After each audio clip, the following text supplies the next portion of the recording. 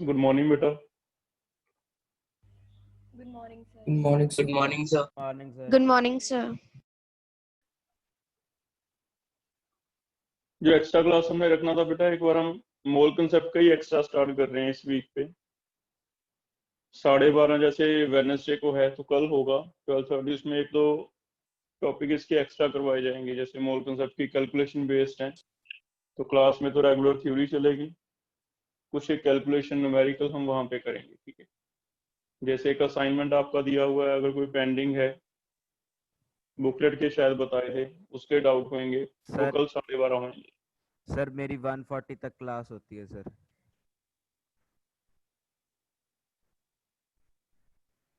ये हमने उस दिन भी बेटा डिसाइड किया था कि मेजोरिटी के साथ जा रहे हैं, क्योंकि 4 to 5 भी कई बच्चों की क्लास थी। या तो आप देखो किसी तरह अगर एक दिन सेट होता है, वेडनेसडे रखा है हमने और फ्राइडे रखा है, नहीं तो फिर रिकॉर्डिंग देख सकते हो, ऐसे कर सकते हो। Okay sir.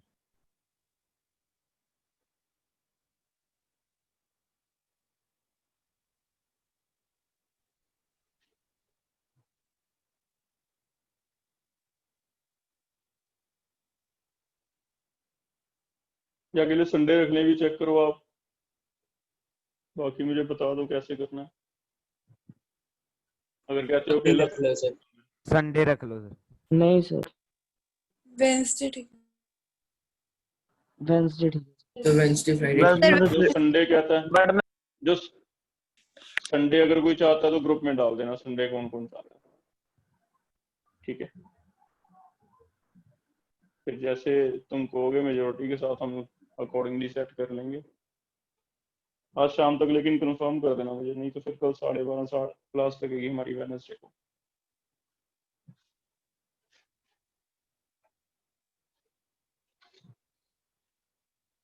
तो अभी हम अपना टॉपिक कंटिन्यू कर रहे हैं। हम स्टॉकियोमेट्री पढ़ रहे थे। स्टॉकियोमेट्री में कैसे कैलकुलेशंस करनी है वो आपको सिखाया। सबसे पहले बैलेंस करना होता है रिएक्शन को, बैलेंस के बाद जो उनके मोल्स हैं उनका रेशो लिखना होता है। बाद में बस ये करना है कि उनके जो गिवन मोल्स हैं वो स्टॉकियोमेट्री कोएफिशिएंट वाले मोल्स के नीचे रखने होते हैं और एक एक्स रखना होता है, क्रॉस मल्टीप्लाई से आंसर निकल जाता है। कई बार मोल्स नहीं दिए होते तो फिर मोल्स को वेट में कन्वर्ट करना आपको सिखाया। मोल्स नहीं दिए हुए, मोल्स को वॉल्यूम में कन्वर्ट करना आपको सिखाया। वॉल्यूम दो तरह का, या तो एसटीपी होगा, नहीं तो पीवी एनआरटी से वी निकल जाएगा, V is equal to NRT upon P. ठीक है, तो एक बार बेसिक यहाँ सीख लो जैसे आपको बताया था, बाकी जो प्रैक्टिस है हम क्वेश्चन इसके करते रहेंगे। अब इसी से रिलेटेड एक और टॉपिक है जिससे हमारा स्टॉकियोमेट्री का टॉपिक कंप्लीट होगा, वो आज हम करने जा रहे हैं। And that topic is limiting reagent क्या होता है। एक इन्हीं कैलकुलेशन में बहुत इंपॉर्टेंट टॉपिक आता है, that is known as limiting reagent. Limiting reagent किसे कहते हैं,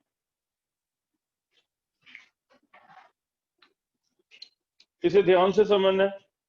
क्योंकि आपकी स्टोकियोमेट्री कैलकुलेशन नहीं तो गलत हो सकती है अगर हम ये टॉपिक अच्छी तरह नहीं समझते तो। उसी से रिलेटेड है। लिमिटिंग रीजन किसे कहते हैं? पहले फिजिकली कुछ एग्जांपल दे रहा हूं, फिर इसकी डेफिनेशन लिखेंगे होता क्या है लिमिटिंग रीजन।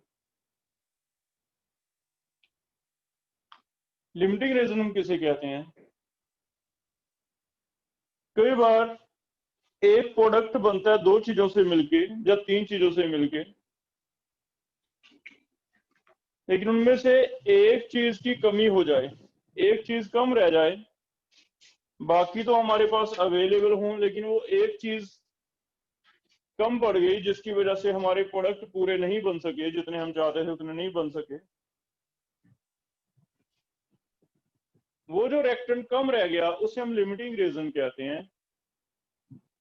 फॉर एग्जांपल, कुछ फिजिकल एग्जांपल हम कर रहे हैं। मान लो ये मार्कर है मेरे हैंड में, ये मार्कर के दो पार्ट हैं, one is cap, one is इसका मेन बॉडी है।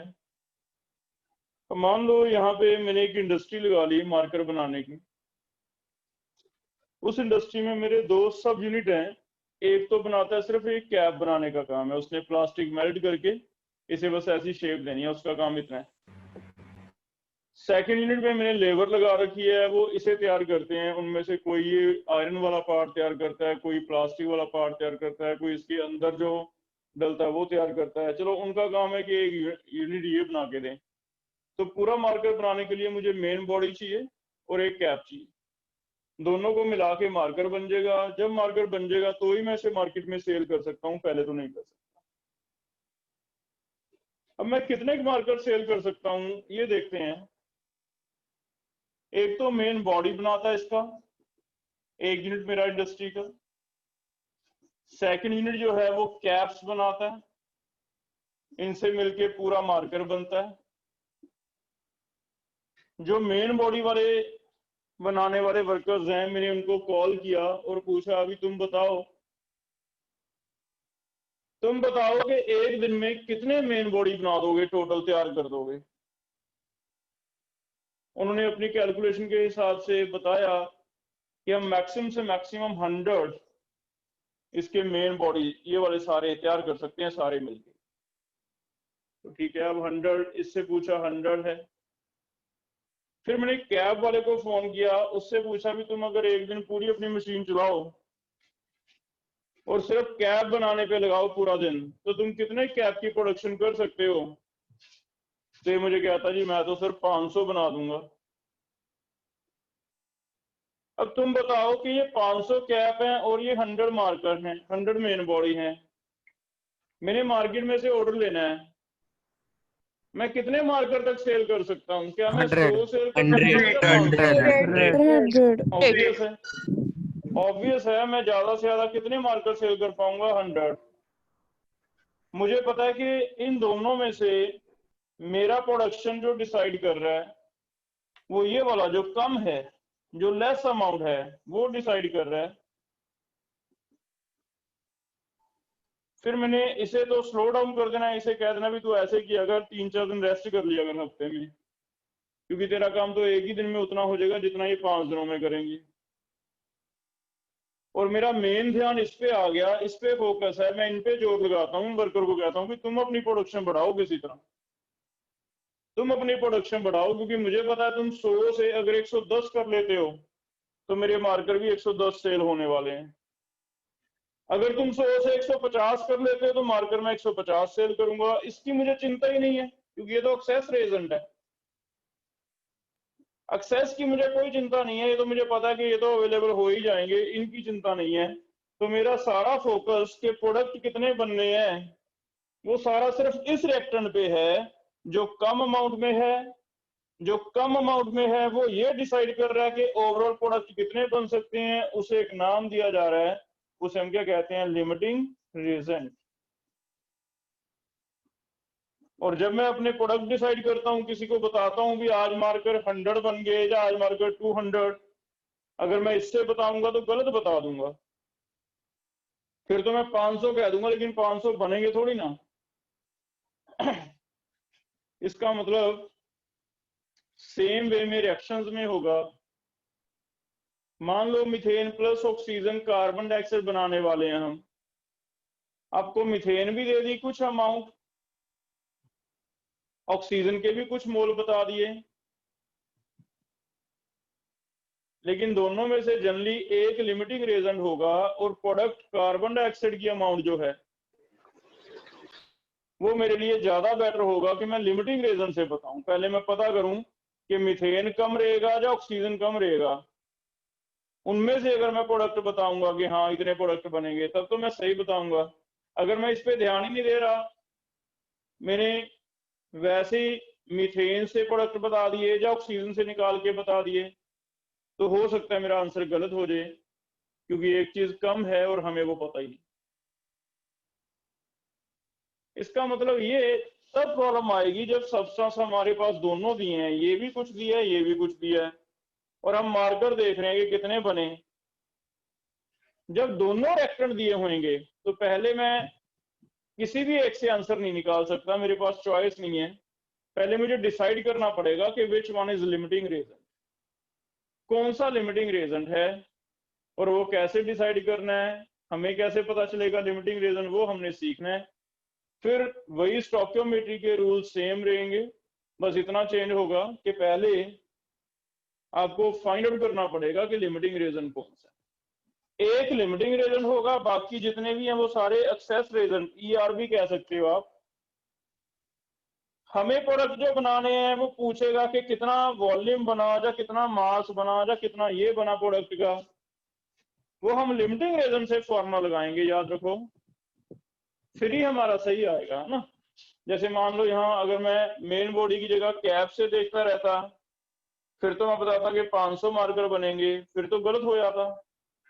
इसका मतलब पहले जो दो रिएक्टेंट हैं, जैसे मान लो एक नाइट्रोजन है, 3 हाइड्रोजन है, और इससे मिलके कितने मोल बनते हैं, 2 मोल अमोनिया के बनते हैं। अब मुझे पता है 1 मोल के साथ 3 मोल लगते हैं, चलो ये मुझे 10 मोल मिल गए, ये भी 10 मोल मिल गए। मुझे कहता बताओ अमोनिया कितने बनेंगे, तो मैंने पहले इससे डिसाइड किया। मैं देखता हूँ कि 10 हैं, अगर 10 से अमोनिया कितने बनते हैं, 20, क्योंकि डबल बनते हैं। लेकिन अगर ये 10 हैं, इनसे अमोनिया कितने बनेंगे, 3 से 2 बनते हैं, 3 से 2 बनते हैं, तो 10 से कितने बनेंगे, 20/3, 6.67। अब ये तो कह रहा था कि नाइट्रोजन से अगर मैं देखूं फिर तो बन रहा है 1 से 2 बन रहे हैं, 10 से 20 बन रहे हैं। लेकिन अगर हाइड्रोजन से पूछें तो 3 से 2 बनते हैं और 10 से कितने बनते हैं, 6.67। अब फिर से वही बात है कि प्रोडक्ट मेरे एक्चुअल में बने कितने, मुझे पता है 6.67 बनेंगे, लेस वाले बनते हैं हमेशा प्रोडक्ट, क्योंकि ये जो 10 के लिए नाइट्रोजन की बात कर रहे हैं, हमें सीधा ही पता चल रहा है कि 10 नाइट्रोजन के लिए 30 हाइड्रोजन लगेंगे। 1 मोल नाइट्रोजन के लिए कितने हाइड्रोजन लगते हैं, 3, तो 10 के लिए कितने मोल लगेंगे, 30। अगर 30 लगेंगे तो 30 तो है ही नहीं, अगर 30 है नहीं तो मेरा लिमिटिंग रेजेंट नाइट्रोजन बन गया। नाइट्रोजन बन गया तो नाइट्रोजन से मैं अमाउंट पता करूंगा।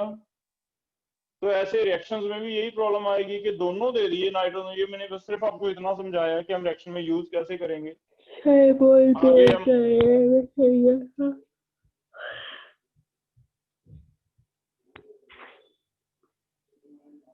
कौन है कौन है केड़े आंटी नाल कौन बोल रहे,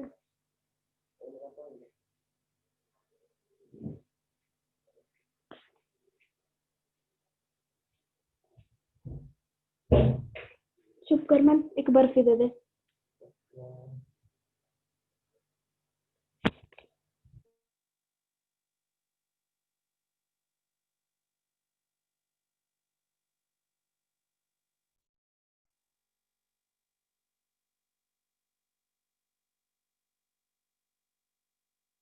है जो उसका मेन बॉडी बनाता है, फ्रेम बनता है, जिनसे मिलके साइकिल बनता है।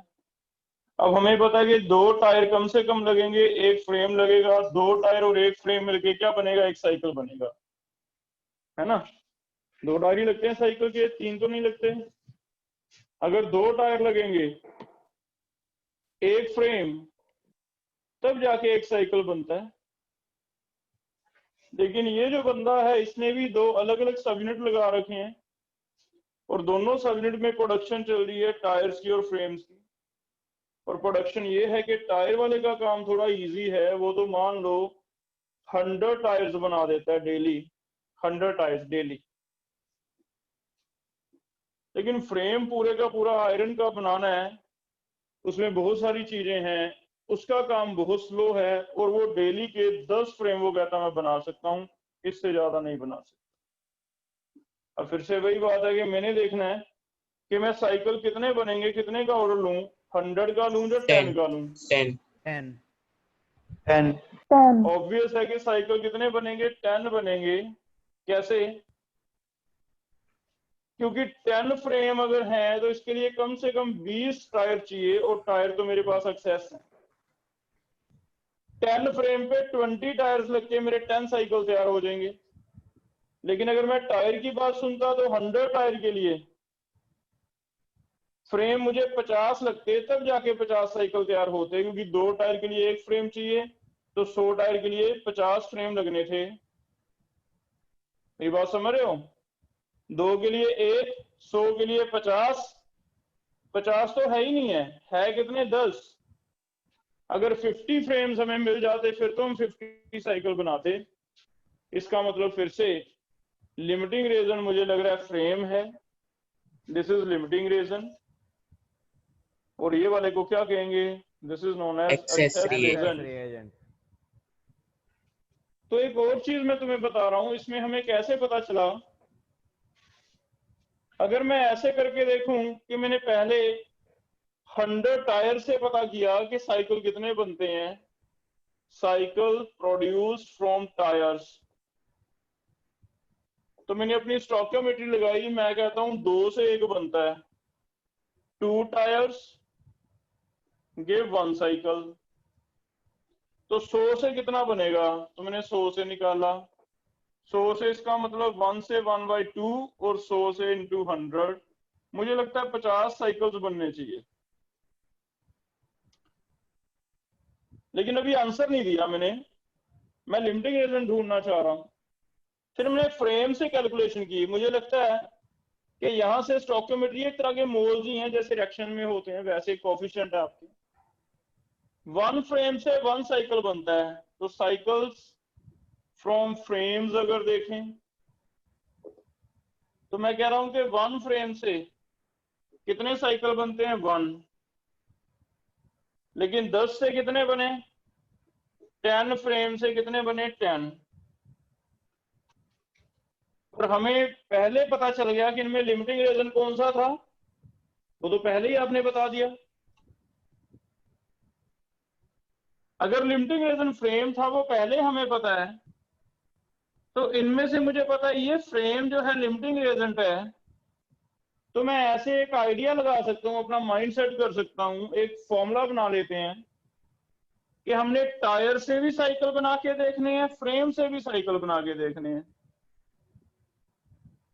किसमें नंबर ऑफ साइकिल कम बने हैं, जो लीस्ट है, जिसमें प्रोडक्शन सबसे कम हो रहा है, उसे क्या कहा जाएगा, लिमिटिंग रीजन कह सकते हैं। तो लिमिटिंग रीजन कौन सा होगा, लीस्ट वैल्यू ऑफ प्रोडक्ट जिसमें बनी है, उसे मैं लिमिटिंग रीजन मान लूंगा, और वो मेरा करेक्ट आंसर होगा। तो करेक्ट आंसर हम ऐसे चूज करेंगे कि मैं जो भी रिएक्टेंट मुझे मिलेंगे 1 और 2 दोनों पे स्टोइकियोमेट्री के रूल लगा दूंगा। मेरा काम बढ़ गया थोड़ा सा इन क्वेश्चंस में। काम कैसे बढ़ गया, मुझे दोनों के क्वेश्चन करने पड़ेंगे। पहले रिएक्टेंट से प्रोडक्ट बनाऊंगा, दूसरे रिएक्टेंट से भी प्रोडक्ट बनाऊंगा। मान के चलो आपको 2 बार क्वेश्चन करना है, और दोनों में से देख लेना कि किसमें प्रोडक्ट कम है। जिसमें प्रोडक्ट कम है आपको सिर्फ इतना लिखना है कि this reactant is limiting reagent, so correct answer is this, बस।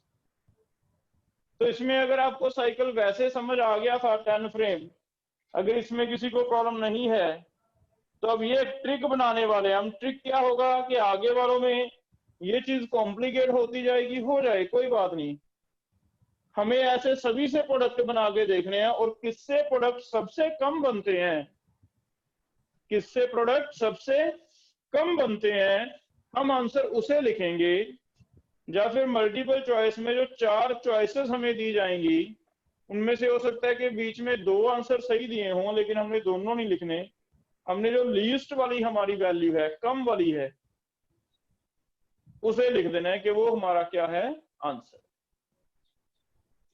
तो ऐसे हमने एक ट्रिक बना लिया, इससे हमारी वैल्यू सही आ रही है, हमें पता है कि फ्रेम जो है लिमिटिंग रेजल्ट है, क्योंकि 10 फ्रेम के लिए 20 टायर लगेंगे लेकिन 100 टायर के लिए तो 50 फ्रेम लगेंगे, तो फ्रेम तो है नहीं इतने, इसका मतलब 50 साइकिल तो बन ही नहीं सकते।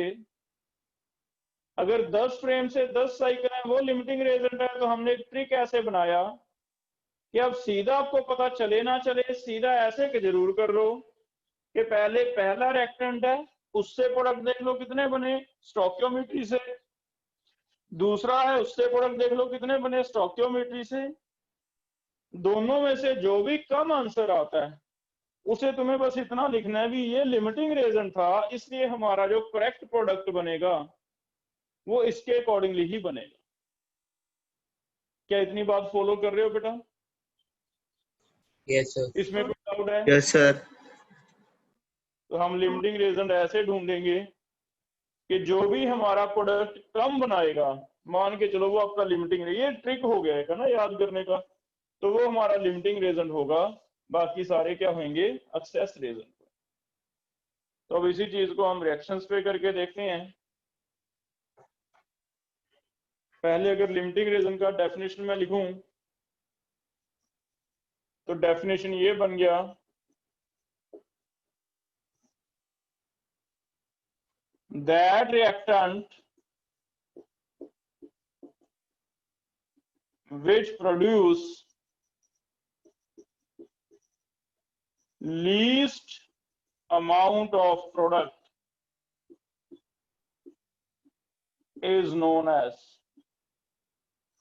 limiting reason, उसे मैं LR बोलता हूं, LR is limiting reason। वो वाला reactant जो प्रोडक्ट प्रोड्यूस करे लेकिन कितना, सबसे कम, लीस्ट अमाउंट, उसे मैं कह सकता हूं लिमिटिंग रीजन है।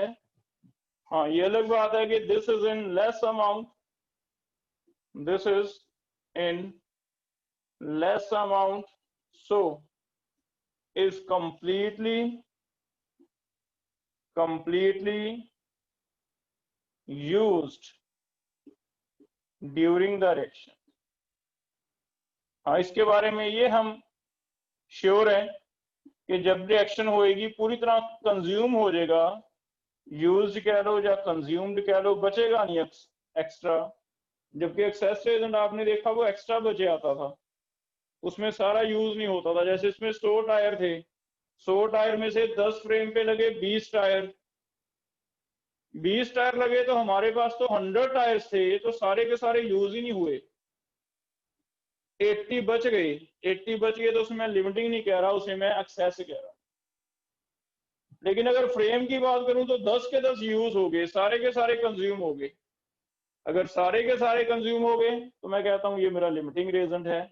तो हम ऐसे भी डेफिनेशन में लिख सकते हैं कि जो पूरी तरह कंज्यूम हो जाएगा रिएक्शन में वो लिमिटिंग रीजन। ठीक है, तो ऐसे हम कर सकते हैं। इसका मतलब अभी हम एक ट्रिक यूज कर रहे हैं। ट्रिक क्या है? टू कैलकुलेट लिमिटिंग रीजन के लिए एक ट्रिक हमने बनाया है। ट्रिक ये है, we will find amount of a common product। एक कॉमन प्रोडक्ट ले लेंगे, चाहे वो कार्बन डाइऑक्साइड हो चाहे एक ही प्रोडक्ट। ऐसा नहीं कि एक रिएक्टेंट से दूसरा बना लो और एक से कोई और बना लो, नहीं, कॉमन रिएक्टेंट कॉमन प्रोडक्ट बनाना है। we will find out amount of a common product formed from different reagent, from different reactants least one is LR। जो लीस्ट देता है वो हम क्या मानेंगे, LR, और हम आंसर उसे देंगे। इट मींस आज हमारे पास एक प्रॉब्लम खड़ी हो गई कि कल तक हमें रिएक्टेंट एक ही दिया जाता था, मैं आपको सीधा बताता था कि बताओ इतना इथेन बर्न होगा तो कितना कार्बन डाइऑक्साइड बनेगा। जब मैं कहता था इतना इथेन बर्न होगा कितना कार्बन डाइऑक्साइड बनेगा, तो मान के चलते थे कि ऑक्सीजन की कमी नहीं है, क्योंकि इथेन को बर्न करने के लिए तो ऑक्सीजन लगेगी। अगर नहीं दिया तो हम अंडरस्टूड मान लेते थे कि भी लिमिटिंग रीजन का केस ही नहीं बनता, क्योंकि एक ही रिएक्टेंट दिया है। लेकिन आज जो कुछ एक क्वेश्चन करेंगे उसमें मैं तुम्हें ऐसे बोलने जा रहा हूं कि 10 ग्राम इथेन 20 ग्राम ऑक्सीजन से रिएक्ट करके कितना कार्बन डाइऑक्साइड बनाएगा। तो आपका कंफ्यूजन इसलिए बढ़ेगा कि आपको समझ नहीं आ रहा कि आप 10 ग्राम इथेन से आंसर निकालें या 20 ग्राम ऑक्सीजन से आंसर निकालें, दो आंसर निकलेंगे। तो उसका सलूशन मैंने आपको क्या बताया कि आप दोनों ही निकालो। 10 ग्राम इथेन से भी बताओ कार्बन डाइऑक्साइड, सेम रूल्स लगा के जो हमने कल किया है, वेट वेट मास मास रिलेशन हो जाएगा। आप 10 ग्राम इथेन से भी निकालो कि कितना कार्बन डाइऑक्साइड बनेगा, और 20 ग्राम ऑक्सीजन से भी निकाल दो कार्बन डाइऑक्साइड, और आपको कुछ नहीं सोचना, लास्ट पे लिखना है कि जो वैल्यू कम आई वो हमारा करेक्ट आंसर है, because this one is limiting reagent. मान लेते हैं कि इथेन से कार्बन डाइऑक्साइड कम बना, मान लेते हैं, अज्यूम करते हैं, चलो आगे क्वेश्चन भी करेंगे कि इथेन से कार्बन डाइऑक्साइड कम बना था और ऑक्सीजन से ज्यादा बना था। तो हमने लास्ट पे दोनों आंसर निकाल के आंसर लिख देना है कि ethane is limiting reagent, so actual product formed is this one. बस इतना काम आपको करना है। क्यों है ऐसे ट्रिक आपको निकाल के दिखा दिया, टायर और साइकिल वाला। ये आपको ऐसे पूछेगा भी नहीं भी क्यों ऐसे किया है, तुम्हें तो बस ट्रिक याद कर लेना है कि ऐसे हम लिमिटिंग रीजन बता दें। और भी ट्रिक है वो कल बताएंगे, लेकिन आज हम मेन इसी को यूज करने वाले हैं। थोड़ा सा लेंथी है, मल्टीपल के लिए कुछ और करेंगे, लेकिन ज्यादातर के लिए यही फॉलो करेंगे। इसमें हमें कंफ्यूजन नहीं हो सकता, ये सिंपल है, इससे हमारी प्रैक्टिस भी हो जाएगी और हम फाइंड आउट भी कर लेंगे। ठीक है, अब हम करके देखते हैं क्वेश्चन इसके कि कौन सा लिमिटिंग रीजन है कौन सा नहीं है, और हमारे केमिस्ट्री में कैसे क्वेश्चन आएंगे। फिजिकली तो चलो रेयर है कि आपसे ऐसे साइकिल्स वाला क्वेश्चन पूछा जाए, वो तो सिर्फ समझाने के लिए था ना। ऐसी बहुत सारी एग्जांपल्स हैं, कितने भी क्वेश्चन बन सकते हैं। एक और क्वेश्चन देखो, ऐसे ही करके देखते हैं। मान लो हम घर पे सैंडविच बनाते हैं बेटा, सैंडविच के लिए मुझे 2 तो ब्रेड पीस चाहिए, एक चीज स्लाइस चाहिए, है ना। फिर जाके मेरा एक सैंडविच तैयार होता है। मान लेते हैं ऐसे एक एग्जांपल ली, घर पे हम बनाने वाले हैं सैंडविच, 2 ब्रेड पीस, बीच में एक चीज स्लाइस रखा अमूल का, और हमारा सैंडविच तैयार है ना। अब 2 ब्रेड और एक चीज से अगर सैंडविच बनता है एक, तो मैंने क्या किया, मैं मार्केट गया और एक पूरा ब्रेड ले आया पैकेट, एक पैकेट चीज स्लाइस का ले आया। जब ब्रेड खोली उसमें से 20 ब्रेड पीसेस निकले, सपोज ना, ब्रेड पैकेट जो है आप देखो उसमें काफी ज्यादा पीसेस होते हैं, 20 पीसेस निकल गए। लेकिन एक अमूल का जो स्लाइस वाला लेके आया वो 5 स्लाइसेस ही निकाल लिया उसने। अब उसे मैं खोल के तो देख नहीं सकता था, मैंने तो बॉक्स पैक था, उठा लिया, घर पे आके देखा कि ये चीजें हैं मेरे पास, 5 स्लाइसेस निकली हैं। तो क्या कोई बताएगा कि मैं कितने सैंडविच बना सकता हूँ? 5 तो मुझे पता है कि मेरे ज्यादा से ज्यादा सैंडविच कितने बनेंगे, 5 सैंडविच। अब 5 सैंडविच क्यों बने हैं, क्योंकि मैं दोनों से निकालता हूँ। अगर मैं 20 ब्रेड पीसेस से बनाऊं तो 2 से बनते हैं एक, तो 20 से 10 बनने चाहिए थे। इट मींस अगर ब्रेड पीसेस से बनाते हैं हम प्रोडक्ट तो 10 सैंडविच आने चाहिए। लेकिन अगर मैं स्लाइस से देखता तो 1 से 1 बनता है, और 5 से कितने बनने चाहिए थे, 5।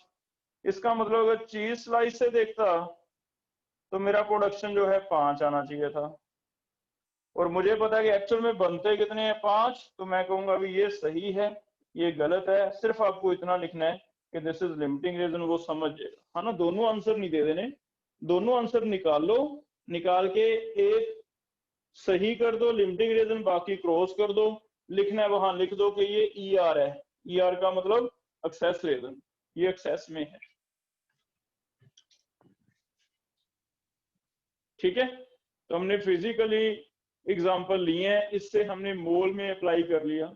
बात तो एक है क्योंकि number of moles number of molecules है तो वो भी नंबर्स ही हैं और ये भी नंबर्स ही हैं, तो नंबर का गेम है वो तो सेम ही चलेगा। क्या अब हम क्वेश्चन करना स्टार्ट करें इसके? Yes yes sir.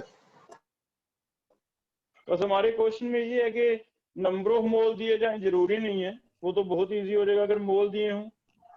ज्यादातर हमें तो वेट्स दिए जाएंगे कि इतने ग्राम से कितना बनेगा या इतने ग्राम से कितना वॉल्यूम बनेगा, ऐसी चीजें पूछी जाएंगी। तो बस कोई बात नहीं, मान के चलो हमारा थोड़ा सा काम बड़ा है आज, हमें 2 बार क्वेश्चन करना पड़ रहा है और आंसर एक देना है उनमें से, सिर्फ इतना काम करने वाले हैं हम।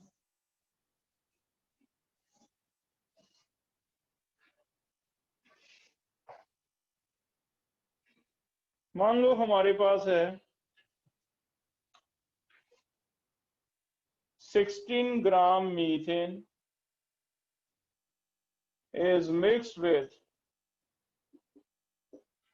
16 gram oxygen. Find out weight of carbon dioxide formed, ऐसे क्वेश्चन देगा। हम समझ जाएंगे कि अगर 2 रिएक्टेंट दिए हुए हैं और एक प्रोडक्ट पूछा जा रहा है तो this is case of limiting reagent. तो फाइंड आउट लिमिटिंग रीजन लिखता है तो ठीक है, नहीं तो हमें अपने माइंड में चलाना है कि हमें लिमिटिंग रीजन निकालना ही पड़ेगा क्योंकि 2 रिएक्टेंट दिए हुए हैं। अगर तो सीधा कहता भी 16 ग्राम मीथेन से कितना बनता, फिर तो कोई प्रॉब्लम थी ही नहीं, लेकिन दोनों दिए हुए हैं तो हम समझ गए कि ये मुझे 2 डबल काम करना पड़ेगा, 2 क्वेश्चन निकालने पड़ेंगे। तो मैं रेडी हूं 2 क्वेश्चन करने के लिए। ये वाली चीज नहीं लिखी होगी तो आपको खुद पता लगाना है ना। जब भी 2 रिएक्टेंट की अमाउंट दी हुई है ग्राम में तो आपको लगे कंफ्यूजन है कि मैं इससे निकालूं या इससे निकालूं, तो मान के चलो that is case of limiting reagent. आपको दोनों ही निकालने हैं और जो कम वाला है उसे सही आंसर देना है। तो करके देखते हैं आंसर कैसे लिखेंगे। सबसे पहले मीथेन का बैलेंस्ड इक्वेशन मैं लिख रहा हूं। कंबशन आपको सिखाया कि ये बनता है, कार्बन 1 है, H4 है तो 2 वाटर आएंगे और ऑक्सीजन 4 हो गए, 2 आ गए। अब पहला हम मीथेन और कार्बन डाइऑक्साइड में रिलेशन लगा रहे हैं। तो जैसे ये आपको सिखाया है कि मीथेन और कार्बन डाइऑक्साइड के पहले मोल्स लिखने हैं। सबसे पहले मोल्स, ये वाली स्टोकियोमेट्री है इसकी, ठीक है, 1 1 1 और इधर 1, ठीक है। लेकिन चेक करो कि आप मोल से काम चलेगा या कन्वर्ट करना पड़ेगा। कन्वर्ट वेट है, वेट में कन्वर्ट करते हैं इनटू 16 इनटू 44 है ना। 44। यस सर 40 तो अब 16 ग्राम से 44 बनता है, ये मुझे श्योर है। बस इसमें मैं यूनिटरी मेथड लिख नहीं रहा कि 16 से इतना बनता है, मैंने थोड़ा सा इजी किया आपके लिए। कार्बन डाइऑक्साइड का वेट पता करना है तो वो एक्स इसके नीचे पता करना है। ये गिवन है 16 ही दिया है तो बहुत अच्छा है, 16 ही दिया है तो फिर तो सीधा ही निकल गया आंसर। एक्स कितना आया 44। अब ये तो एक आंसर आ गया मेरा 44, लेकिन अभी आंसर नहीं आया। अभी मैं ऑक्सीजन चेक करूंगा कि ऑक्सीजन और कार्बन डाइऑक्साइड में क्या रिलेशन है। तो oxygen carbon dioxide moles oxygen और कार्बन डाइऑक्साइड के 2 और 1 है ना? 1 ये है 2 मोल्स ये है। लेकिन वेट कन्वर्ट करो भी, बताओ ऑक्सीजन के लिए 32 32 44 हमें ये गिवन है 16 16 और ये है X। x, तो क्रॉस मल्टीप्लाई 22 गया 64 इक्वल 11. 11. टू डिवाइड 11 ग्राम आ रहा है। अब दोनों आंसर थोड़ी ना होंगे, हमें पता आंसर तो एक ही होगा। कार्बन डाइऑक्साइड या तो 44 ग्राम बनेगी या फिर 11 ग्राम बनेगी। एक ही रिएक्शन में दो कार्बन डाइऑक्साइड की अमाउंट तो बन ही नहीं सकती। तो हम क्या लिखे, आंसर कौन सा लग रहा है आपको? 11 ग्राम लिमिटिंग 11 रिएजेंट। 11 ग्राम। लास्ट पे 11 लिखेंगे ग्राम। इम्पोर्टेंट के exact carbon dioxide produced is 11 gram because, बस इतना लिखना है, because It is oxygen limiting. is limiting. That's it.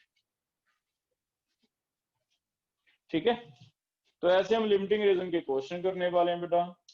दोनों अमाउंट दोनों रिएक्टेंट से पता कर देंगे उसी प्रोडक्ट की सेम। ऐसे नहीं कि एक में कार्बन डाइऑक्साइड और दूसरे में वाटर पता करते रहो, नहीं, कॉमन करना पड़ेगा आपको।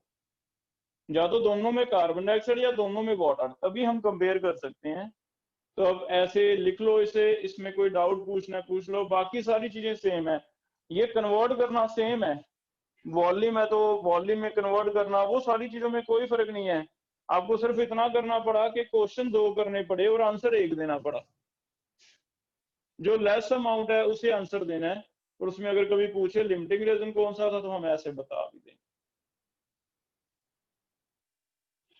चेक करो किसी को कोई प्रॉब्लम आ रही है इस टॉपिक में। कुछ भी पूछना बेटा, माइंड में कोई भी चीज आ रही है पूछ सकते हो।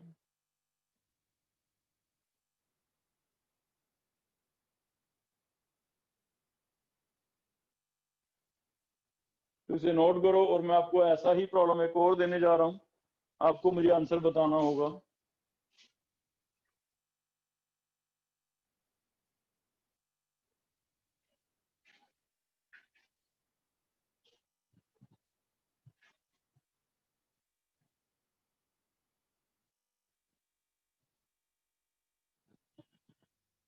स्टार्ट करें।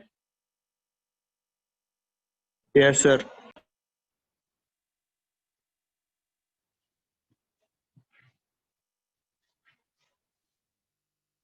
ये भी मैं लिखा रहने देता हूँ, इससे देख के आप निकाल सकते हो।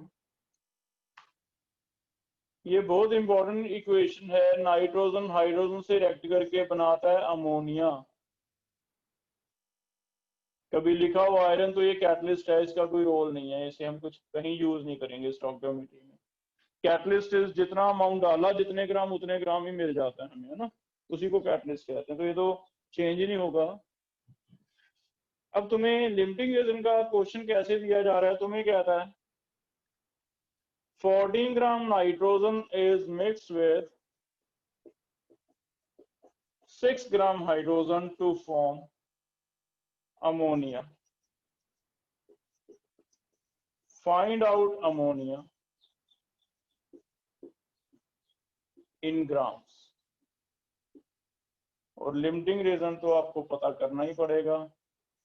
Also find out limiting reagent. तो नाइट्रोजन से अमोनिया बताओ कितनी बनती है, और हाइड्रोजन से। कोई जल्दी नहीं करनी है, आराम से करना है ताकि कैलकुलेशन गलत ना हो जाए हमारी।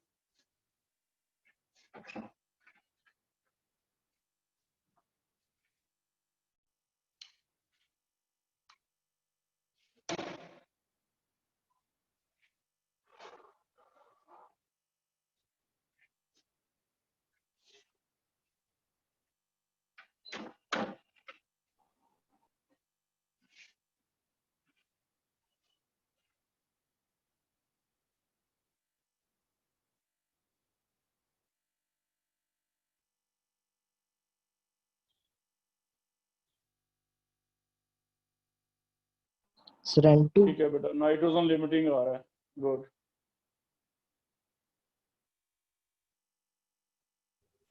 So 17 gram ammonia. ठीक है, 17 gram.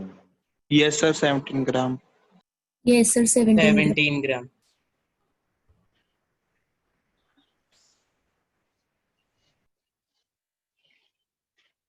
तो ऐसे हम करेंगे। पहले नाइट्रोजन एंड अमोनिया लिखेंगे, और इनमें रिलेशन लगाएंगे नाइट्रोजन और अमोनिया की स्टोकियोमेट्री बोलो 1 2 2 आर्यन गुप्ता बताओ 1 को कितने से मल्टीप्लाई करें?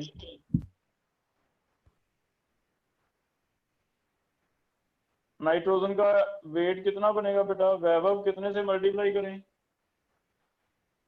14 28 28 28 यहाँ 17 आएगा। 17 इनमें से हमें ये गिवन है 14, ये x है, फाइंड आउट करना है। 28x is equal to 14 into 2 into 17। ये 28 कट ही गया ना, 14 इंटू 2 28, तो Yes, x sir. कितने ग्राम आ गया?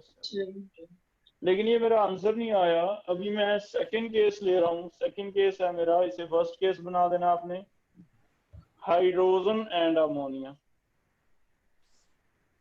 हाइड्रोजन एंड अमोनिया का अगर रिलेशन लगाएं तो हाइड्रोजन अमोनिया 3 और 2, 2 3 मोल का वेट आ गया 3 इंटू 2 6 ग्राम। 2 मोल का वेट 34 आया 2 इंटू 17 34 ग्राम। 6 ग्राम और 34 ग्राम के नीचे देखो क्या क्या रखना है। 6 के नीचे तो 34 के 6 ही है, 6 फिर x सेम आ गया। Yes. 34x 34 ग्राम। और फाइनली आपको आंसर लिखना है। Answer is ammonia produced is 17 gram because nitrogen is big.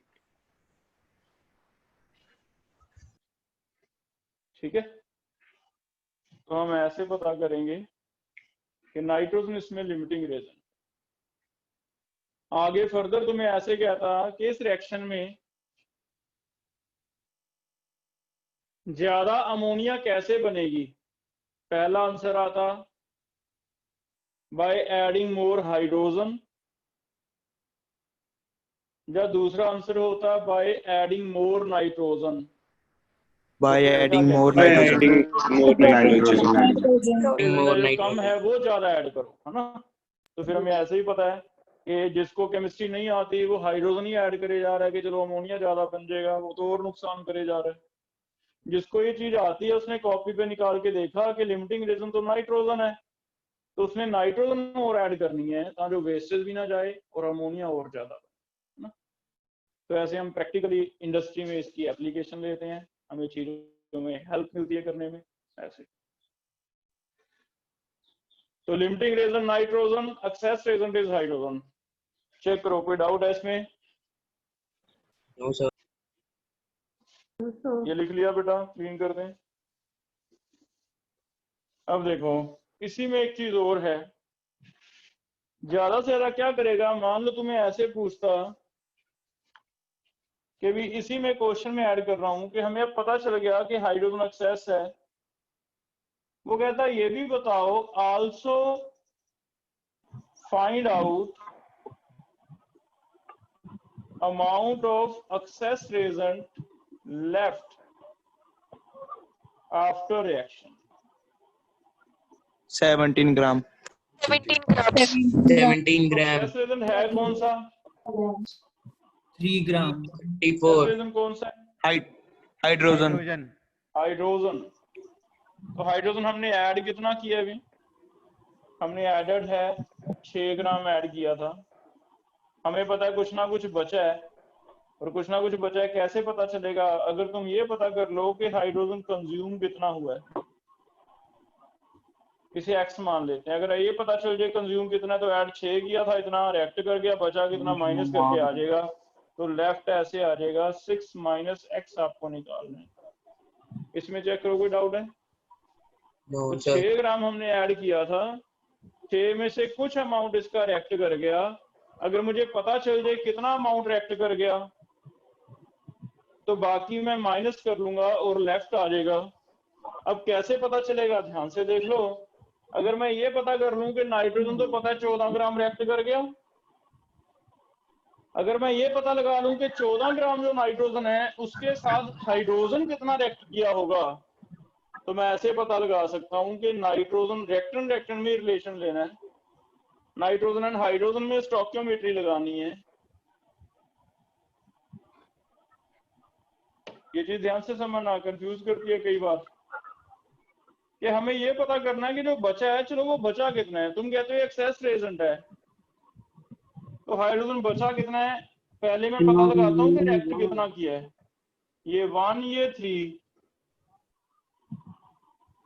लेकिन फिर से वेट बनाने पड़ेंगे, वेट बनाने पड़े तो 1 into 14 और 28 2 है into 2, तो 28 and 6 क्या रिलेशन है,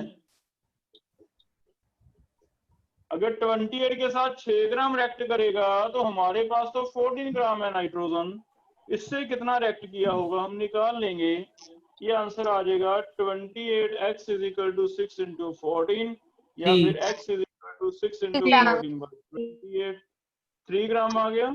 यस सर। अब फिर लेफ्ट कितना है निकल जाएगा, x हमने माना था कंज्यूम्ड 3 ग्राम आ गया, तो फिर ये लेफ्ट कितना आ गया 6 minus 3, 3 ग्राम बच जाए।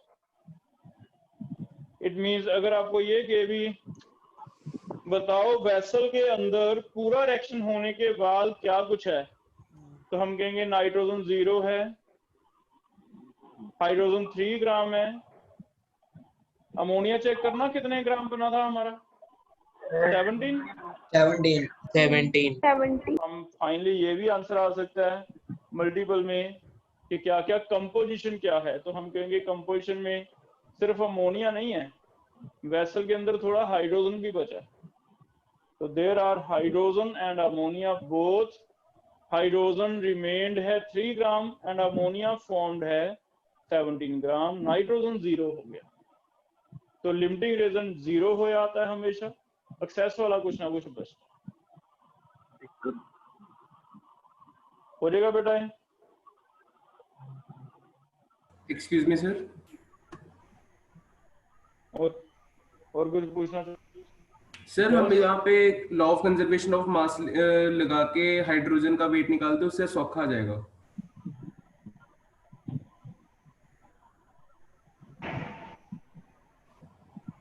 जैसे मर्जी कर लो बेटा, है ना, वो तुम्हारी इच्छा है, तुम पे है।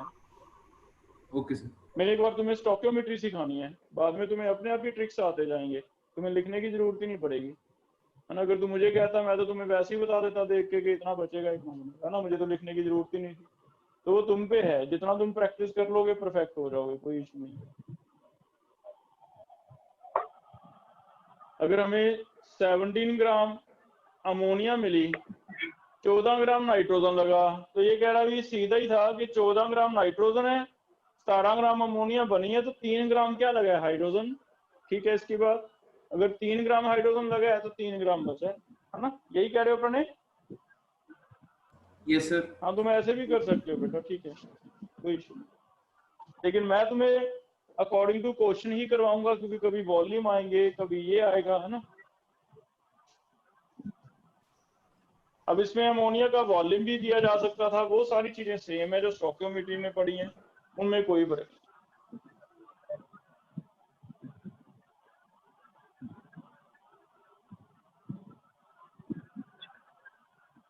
तो लास्ट पे कई बार ऐसा भी होगा कि दोनों रिएक्टेंट ही कंज्यूम हो जाएंगे। मान लो तुम्हारा यहाँ पे ये होता कि हाइड्रोजन 3 ग्राम ही होता, तो 14 ग्राम नाइट्रोजन रिएक्ट करता, 3 ग्राम हाइड्रोजन, दोनों ही रिएक्ट कर जाते, दोनों रिएक्ट कर जाते, तो तुम्हें पूछता अब बताओ, तो तुम कहते this is not the case of limiting reagent, वो केस ही नहीं है लिमिटिंग रीजन का, क्योंकि उसमें पूरी तरह दोनों ही कंज्यूम हो रहे हैं, ठीक है। तो वहां तुम्हें ऐसे लिखना है, if all the reactant are consumed completely, no one is left, then this is not case of limiting reason, वो limiting reason बनता ही नहीं, उसमें आपको जरूरत ही नहीं पड़ती, ठीक है। जैसे इसमें से देखना, क्या ये limiting reason का केस है, methane plus oxygen, carbon dioxide and water,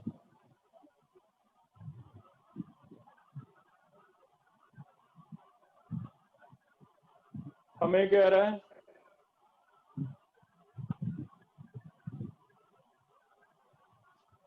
$16 ग्राम ये है, 64 ग्राम ये है, और कार्बन डाइऑक्साइड बनानी है, कितनी बनेगी?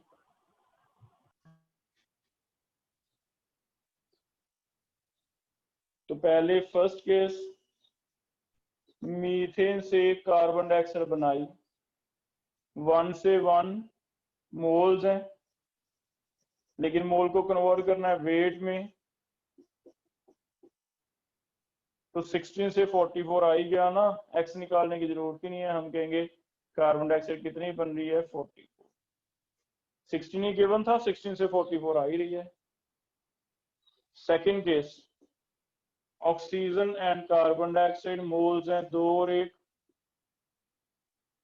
वेट्स हो जाएंगे 2 × 32, 1 का 44, 64 से 44 आ ही रहा है, 64 से हमारे पास भी कितना है, 64, तो x लेके दोबारा लिख लो चाहे, x 44 ही आ गया।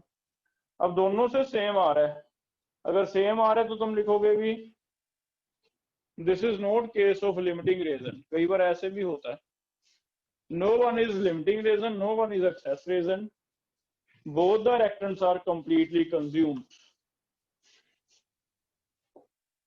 So this is not case of limiting reason.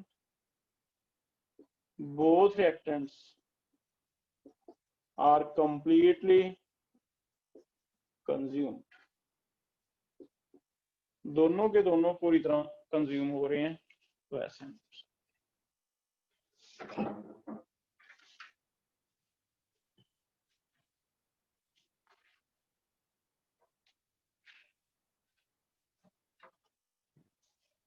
ठीक है बेटा, लास्ट से ये प्रॉब्लम भी आ सकती थी, तो दोनों ही पूरी तरह कंज्यूम हो जाए, इसमें कोई डाउट है? अब इसे सोल्ड एग्जांपल आपने बुक में से करके देखना है, जो आपके पास जीआरबी का बुक है, और कुछ क्वेश्चन मैं भेज देता हूं, लेकिन ज्यादातर पीछे क्वेश्चन आएंगे। अब तुम जो 2 एक्सरसाइज दी थी है ना बुकलेट की, सेकंड और फोर्थ, वो अच्छी तरह कंप्लीट करो। कल 12:30 एक बार उनके डाउट होंगे, और इसी के कुछ मोल कंसेप्ट के 1-2 क्वेश्चन एक्स्ट्रा करेंगे हम। अब क्वेश्चन के टाइप्स रहेंगे, जैसे एक परसेंटेज कंपोजिशन का क्वेश्चन है, परसेंटेज प्योरिटी वाला क्वेश्चन है ना, ऐसे 1-2 टाइप्स हैं क्वेश्चंस की, वो मैं एक्स्ट्रा में बताऊंगा, क्योंकि मेन टॉपिक तो हमारा यही है, इसमें बस प्रैक्टिस करना है आपको। तो आज इतना करो, ठीक है। लिमिटिंग रीजन कल हम कंटिन्यू करेंगे, और सेकंड और फोर्थ एक्सरसाइज अपनी कंप्लीट कर लो, कल 12:30 हम डाउट्स ले लेंगे। ठीक है बेटा? और एक संडे के लिए, जो संडे के लिए जिसको सही लगता है, सिर्फ वो वाले थंब दो, हाँ, जो मेजोरिटी देख लें कि क्या संडे के लिए तुम इंटरेस्टेड हो या वेडनेसडे के लिए ज्यादा इंटरेस्टेड हो। तो जो संडे के लिए इंटरेस्टेड है सिर्फ उसे थंब देना है, ठीक है? जो नहीं है उसे नहीं देना, उसे कुछ नहीं लिखना, ग्रुप में भेज। सर हाँ जी।